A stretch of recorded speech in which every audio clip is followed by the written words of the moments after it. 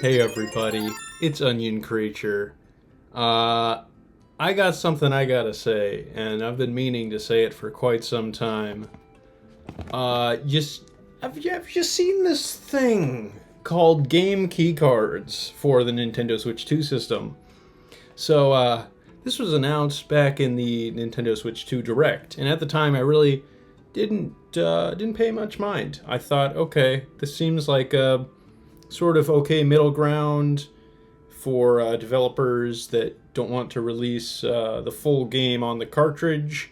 It's a little better than a code in a box, which is the method that some developers and publishers have used for games that are maybe too big to fit on a Switch 1 cartridge. So I thought, okay, if this is the new way for Nintendo to sell those kinds of games, or not Nintendo, but publishers on Nintendo Switch 2, that seems like a reasonable thing. But holy Lord, so that was before. I was a naive little baby back in those days, because it soon became clear as the Switch 2 neared release that no sir, no siree Bob, that is not the world we live in. We are living in a world where physical Switch 2 cartridges are few and far between. Game key cards are essentially the new form of Switch 2 physical media. And that's kind of insane, actually. I think everyone kind of, in the back of their mind, does expect at some point that physical games probably will not be around, which is a shame, but it is something I think myself and others have concluded is likely to happen at some point in the not too distant future. I think I forgot to turn the fan off. Sorry, fellas. So leading up to Switch 2 launch, my feelings just got more and more jaded on this matter. It's really kind of depressing, actually.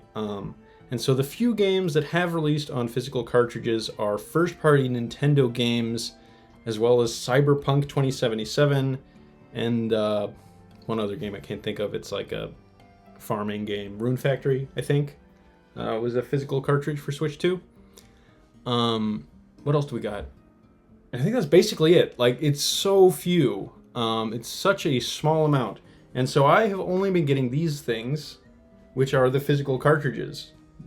You buy it, you put it in the machine, it works. A game create card does not work like that. You're basically just buying a key to unlock the download for a digital game. So those games effectively just aren't released physically. Like, there's a box in the store that you can buy, but it's not the game. It's a code. It's essentially the same as a code in a box, but perhaps even less convenient. I guess the upside is you can more easily give it to people to borrow than a digital game, or you could resell it online. So if you see value in that, good for you. Personally, it's just not what I am looking for. And so there's been a lot of games which I might have been interested in checking out but I just haven't. For one, Switch 2 is expensive, and the games for it are expensive, so I've been picking and choosing which ones I choose to get. And I'm certainly not really choosing ones where they don't actually put the game on the cartridge. Nintendo Switch 2 uses micro SD Express, which is pretty expensive. So it's kind of, you could see it as passing the cost of the digital storage of these games onto the consumer. Because you still have to buy the game. The game's the same price physically as it is digitally. But when you buy it physically as a key card, it's taking up quite a lot of space on your Switch 2, which only has 256 gigabytes of internal built-in memory. And then everything else you're going to have to pay for. And that really does not store that many games. It runs out pretty fast. And if you want a micro SD Express, that's also pretty expensive. It's not super cheap, I would say. So it's great when you see games like this, where it's Yuka Replayly. This is not probably would be considered a AAA game. The original game funded on Kickstarter.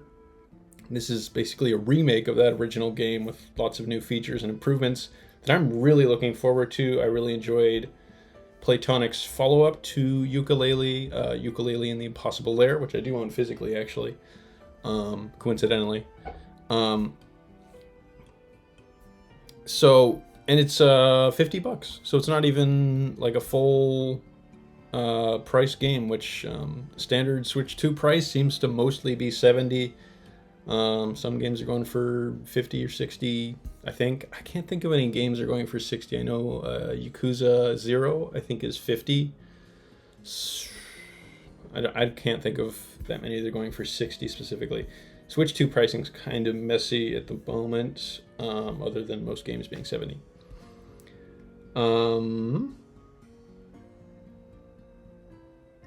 But yeah, this is pretty damn neat. Good on Playtonic for doing this.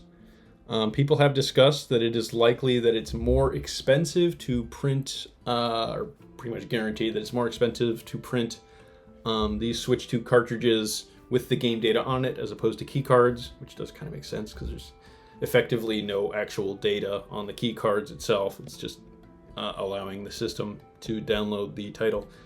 So yeah, I really, at first it seemed kind of benign, but then as time has gone on, I've gone on the full boycott train where I wouldn't say I'm, at this point, I am not purchasing any game key cards, and I'm also not digitally purchasing any of those games that release with game key cards, which coincidentally, I have plenty of other stuff to play, but there are some games where I might have picked them up had they had a physical version,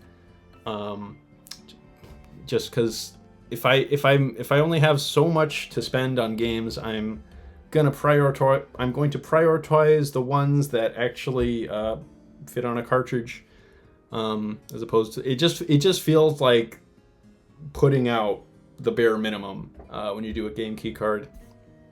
And I do hope this is one where we see a change of attitudes from some of these publishers, because you see smaller teams like this, like Yooka Replayly, coming out on the cartridge, and I think that does set a precedent. Hopefully it sells well on the cartridge, because this does, I think, set a good precedent for having the full game on the cartridge. I've also been playing quite a few Switch 1 games on Switch 2 that did release as cartridges, like Bakaru. I've played quite a bit of, because it got really good performance boosts for the Nintendo Switch 2, just kind of automatically. It didn't get any update for the Switch 2. So there's a couple of games like that where I've gone back and sought them out physically, so that I can have physical games for my Switch 2, because there's actually not that many physical non-game keycard Switch 2 games. Yeah, I hope the situation changes. I fear it likely will not. I do think that I do think some smaller games like this will follow in Yuka Replayly's example in releasing physically stuff like limited run games, and Fangamer, those more specialty video game stores, largely for indie games releasing as physical versions. I think those are basically just going to be these game on the cartridge, and those are already tends to be more expensive than just buying that game digitally anyway. So I think it makes sense for them to do that. I expect that to be the case. What else do I got to say about game key cards? I kind of hate them, is basically the idea. I'm probably not going to buy any game that is a game key card, even digitally, just because it's like I got so much other stuff to play. Why would I support something that I don't, that is doing this, participating in this system that I dislike strongly.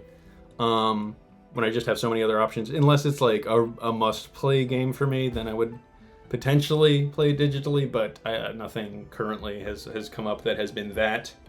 So we'll see.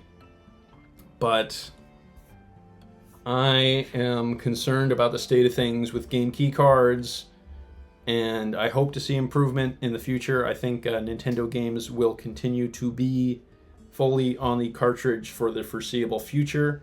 I wouldn't rule out a first-party Nintendo game key card if a game comes out that is